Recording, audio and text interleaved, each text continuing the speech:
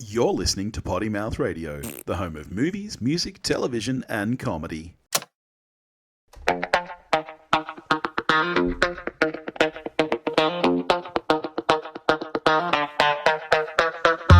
now, the hunt for the perfect album. Hello, patrons, and welcome back to the hunt for the perfect album. How you doing this week, Dave? I'm good. That's How are you? good. I'm nervous. I'm nervous because this is I maybe didn't give your last album the You best shat reception. all over it. I did not, and I'm nervous because I genuinely love this. You know what a massive Lucksmiths fan I am. Lucksmiths are a great band, or were a great band. Just what a genuine indie pop lover I am. Like I'm literally driving 14 hours in 2 days next week just to see this band, among others from this label, play live. So I was going to do that. I was going to fly down because I live even further than you. I was going to fly down to Melbourne just for and then this album put you off it. Well, no spoilers, but I'm not flying down. Well, I'm really curious to hear what you think. So this album came out in 2017. It was 2012 that the Lucksmiths had their farewell concert. And so we're talking 5 years after that Last Leaves formed and put out this album. It's 3/4 of the Lucksmiths. It's not Tarly White, the frontman. He went on to form another band called the Guild League, which put out 2 albums, one of which I might give you at some point. But we're not talking about that this week. So, all right, let's get straight into it then. It's a very different sound to Lucksmiths. It's a lot more electric. I'm very curious to hear what you think of this. Let's get straight into it. I mean, I should say that final Lucksmiths concert, I did buy the DVD of that. That is fucking great. It is, yes. It's really good. But we're talking about Last Leaves and other towns than ours. Yep. As opposed to Untidy Towns. I mean, it's not the Lucksmiths. It's not at all. No, it's a very different sound. Yeah.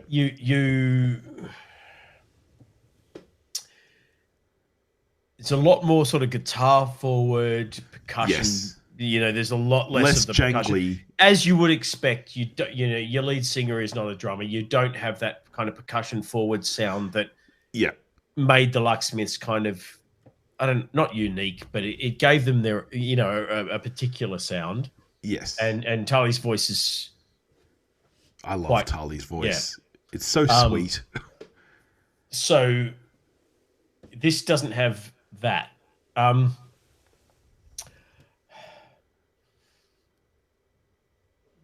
mean, it's good. Yeah. I enjoyed it. But you didn't love any of it. I liked all of it. There are a few tracks that I really liked, but I wouldn't say any of it struck me in the same way that the Lucksmiths do. Yeah, yeah. It's all great. It all brings back huge waves of kind of 90s nostalgia for, uni years. So I enjoyed the whole album. I will definitely listen to it again and again and again. There will be tracks that make their way into playlists and all the rest of it. But I did there was a little bit of a sense all the way through of, it's missing that kind of Lucksmiths magic, which is a little unfair because they're a perfectly good band. It's perfectly but they are good different. Music. Yeah, yeah. It's just not quite that. Well, it's a very different. It's much more what I would call alternative as opposed to indie it's pop. Just straight. There's 90s no jangle. It's not independent. Yeah. Well, all pop. I mean, we'll start at the top. So, I mean, obviously, it kicks off, and the first thing you get is there's kind of this driving guitars. I was like, oh, this is a bit kind of more hardcore than the Lucksmiths. You've got a lot less of the percussion in there than I was expecting. I mean, I should have expected less of it because I knew who wasn't there. But it's still great 90s indie kind of rock. Yeah. I enjoyed it. Back then, harboring a broken heart,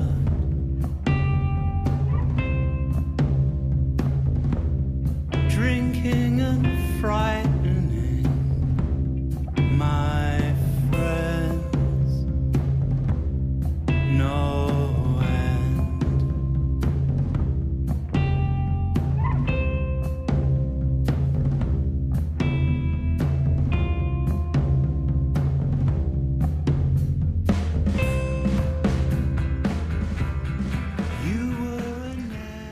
Yeah, I think straight off the bat, they're making a lot more use of the two guitars than the Lucksmiths did. Completely. The Lucksmiths, for 90% of their run as a band, were a three-piece. It was guitar, drums, and bass. And then it wasn't until Warmer Corners in 2004, 2005 that they And you brought get brass, in, and Billy loves the brass. yeah, I do love the brass. That they brought in Louis Richter, who Yeah. was a guitarist for Midstate Orange. He came in as their fourth guitarist, and they started doing a little bit more of that kind of two-handed guitar stuff. Yeah, and I think rhythm that, in the lead and Last Leaves make use of that a lot more. I think they have Completely. a lot more riffs, a lot more. It is very guitar-driven. Yeah. yeah, which is not a bad thing. I realize I'm kind of making it sound like a bad thing. I did come into this kind of expecting more of a Lucksmiths feel than I got, and I think it tainted on first listen the first few tracks. I was just like, oh, this is where's the fucking t-shirt weather? What the fuck's going on with this shit?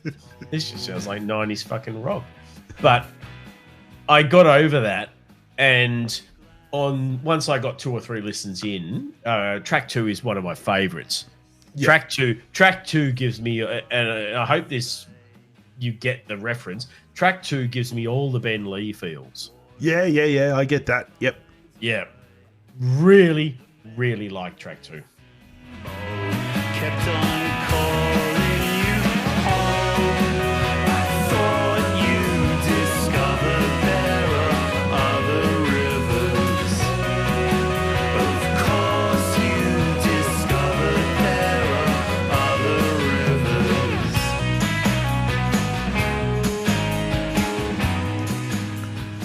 Yeah, it's a great track. It's one of my It favorites. went too low on the volume on that one.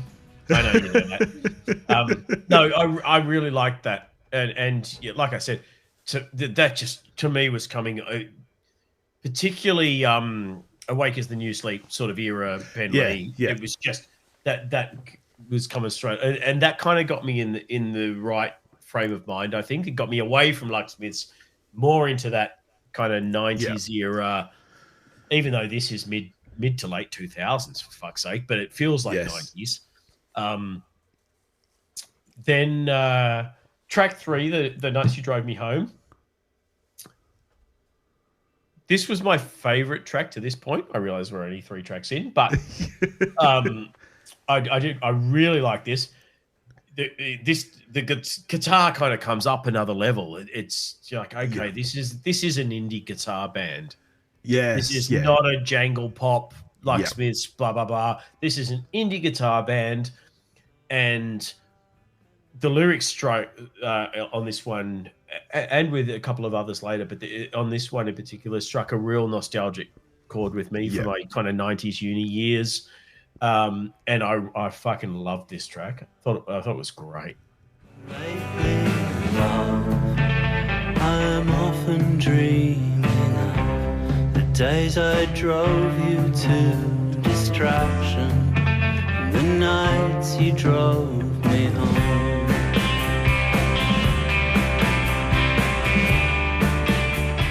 Yes, I can listen to that track. Yeah. It's funny, actually. I don't want to harp on too much about the Lucksmiths because you're right. This is a very different style. Good.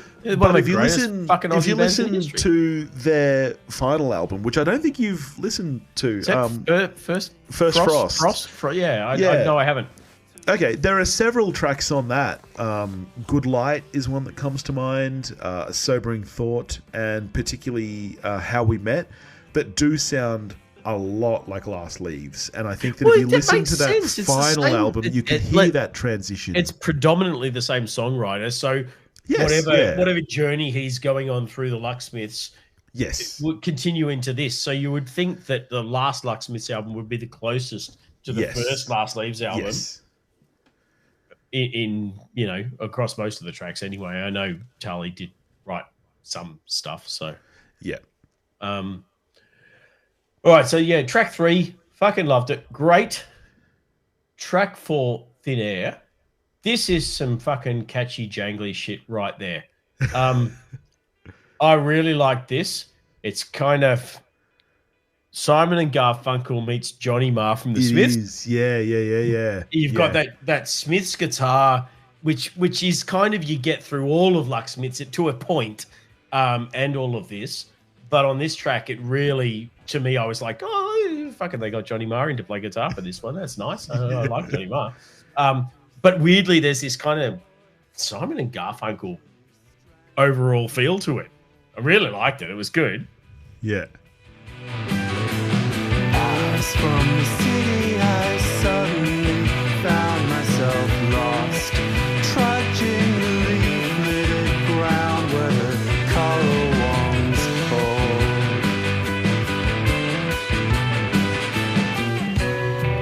Over the rise, under lowering skies, I waited for winter.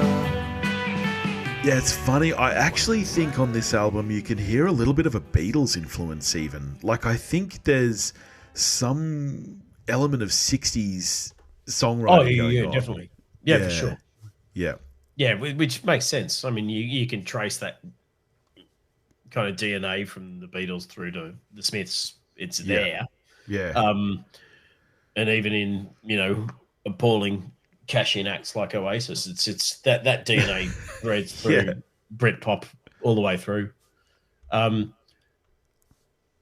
Track 5 is where we really fucking go nostalgia city. This evoked such strong memories to me of uni years, sitting in parks, big box of fucking goon. Yeah. I don't know what it was, because the lyrics don't necessarily lend to that, but for some reason, the music of this track, and I mean the concept of third thoughts, like beyond second thought, third thoughts, I love that anyway. But to me, so it just kept on bringing back images of sitting in a group of friends in the park at outside Sydney Uni, box of goon, maybe some herbal cigarettes. It was all 90s, baby. When the branches out there were no longer there, it began to wear thin.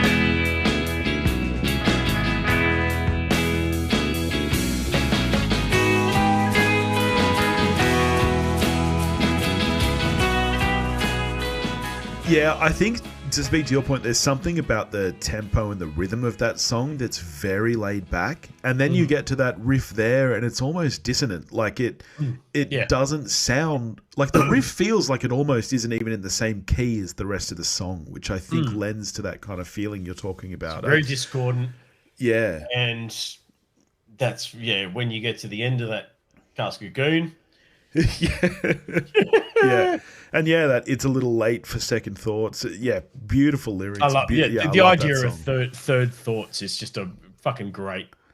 So far we're like halfway through this album, and so far you've liked every song just about more than the last. So yeah, they're all shit from now on. It's really front loaded. So track 6, fucking garbage.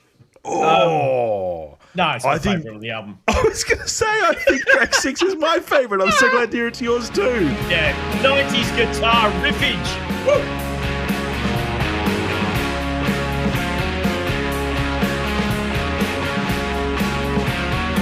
Crank it up a bit. 20-something,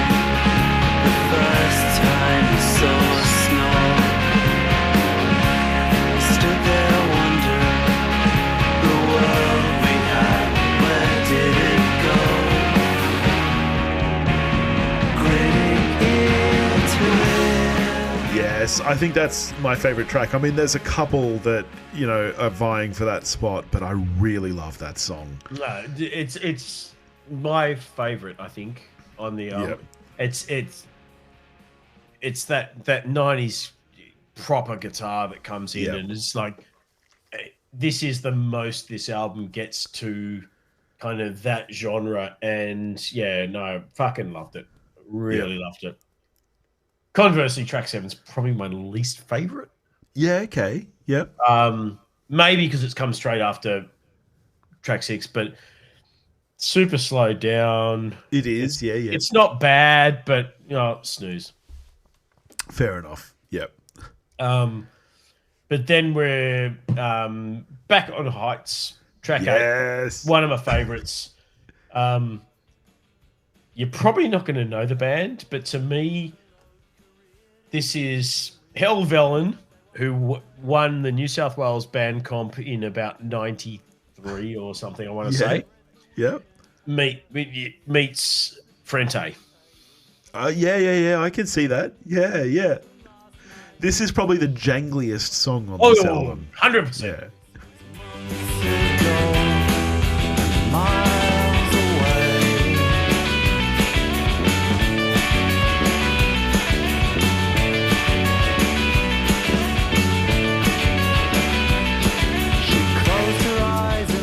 Yeah, there's even though it is the same as the rest of the album, very guitar heavy, very distorted, there's something in that riff that's very jangly. It's 100%. You can almost hear shades of Warmer Corners from the Lucksmiths in that track, I think.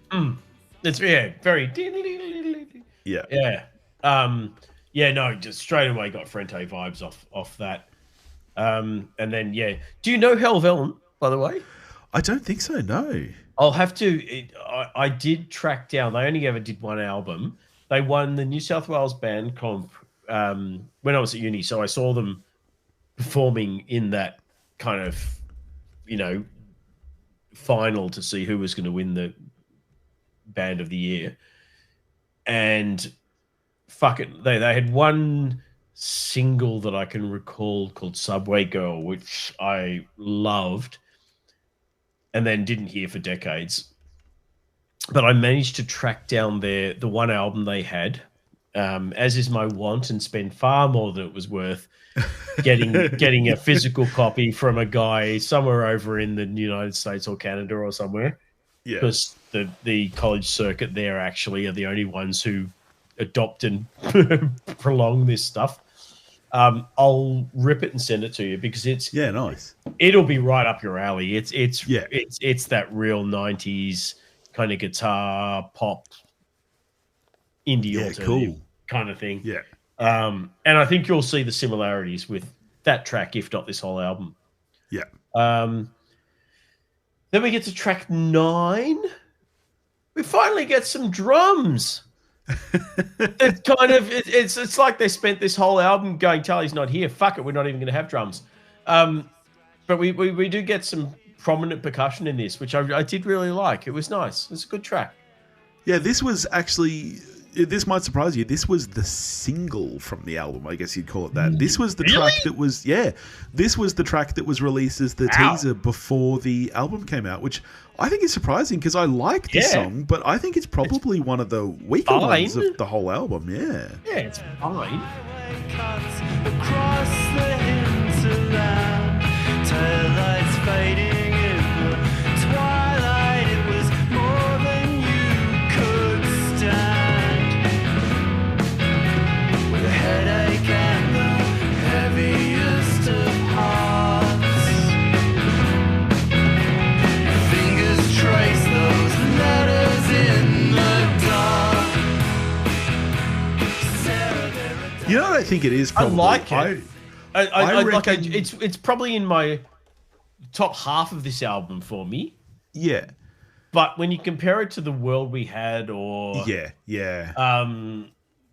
even like Thin Air maybe, there are much catchier tracks that I think would be better suited as a single. I reckon that it was probably due to the fact that stylistically that one, I think that's a good stylistic representation of this whole album. like you said, it's got some more drums in it, but it's very guitar heavy. I reckon that they released that just to show, hey, this is not the Lucksmiths. Like this is different. So be prepared before the album comes out. See, I'm surprised that the tack they took. I would have thought they would have picked the most Lucksmithy track as the single, just to make the sales, and then people would buy it and go, "Oh, this isn't what I was expecting." Hey, but it's pretty good. Yeah. Whereas marketing wise, putting my professional marketing hat on, to go out there going, you know that band that you've loved for 20 years or whatever? This ain't it. This ain't. But buy it anyway. It's not the thing that you love. Yeah. That's not the way you do it. Yeah. But then again, I mean, the final track, we'll close it out. Very fucking dirgy. It is, yeah. It's the dirgy track. Yeah, I like it. It's a good closer. I enjoyed it. Adrift, wondering where I lived the year ago.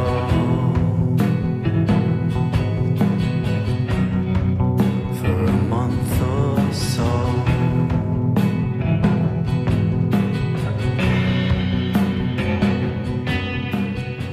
it's actually one of my favorite tracks, to be honest. It's a very good closer. It's one of the least remarkable tracks on the album, but I think in terms of where it sits as the last track and what's come before it, I think it's like with and I think you've given me several albums with really pitch perfect closing tracks. The Longest Ones album had a really perfect closing track. I think from memory, what was the other one that was really just the perfect closing track? Can't think now. Maybe it was Anthony Anderson. I don't know. But you've given me a couple where the closing track's not the best on the album. Yeah. It's the perfect last track. Yeah. And I think this is that. Yeah. Nice. So okay, that's good. So far there weren't any tracks that you actively disliked. How are you scoring Nothing Other Towns to Ours? I'm about a 7, I think. Yeah, okay. I think there are a few tracks that I genuinely really like.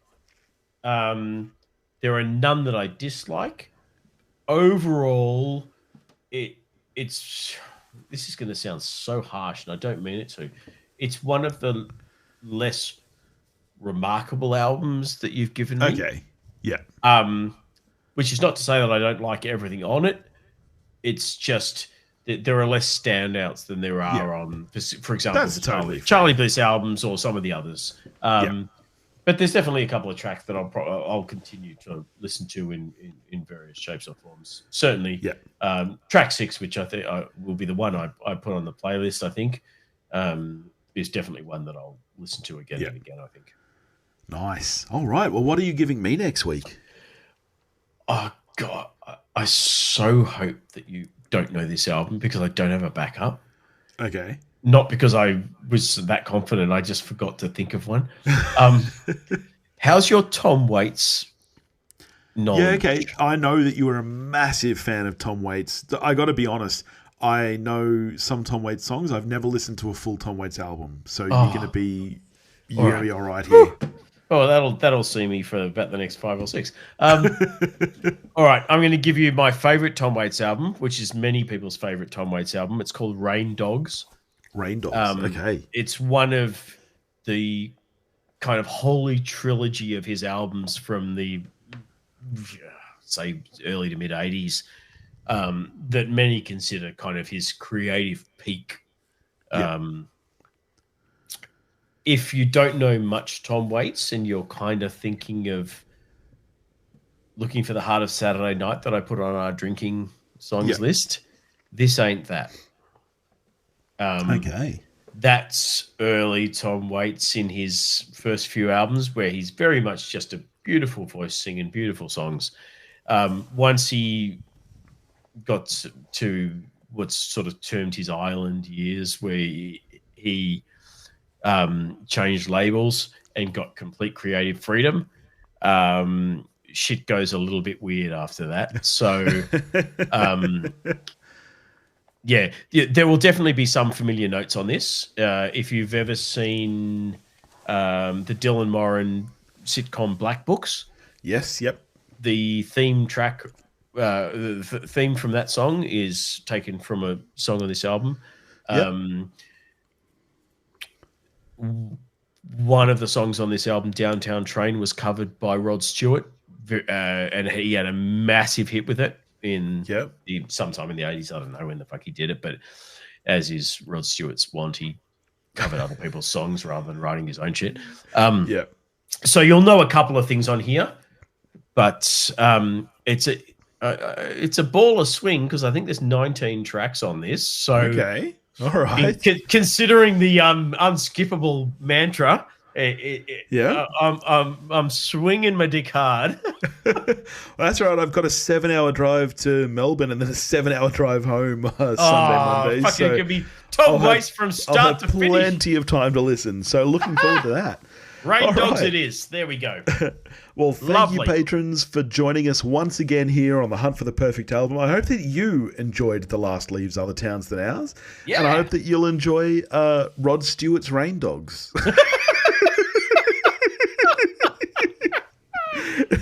Don't do that. Go listen to the proper Rain Dogs so that you can understand the episode next week.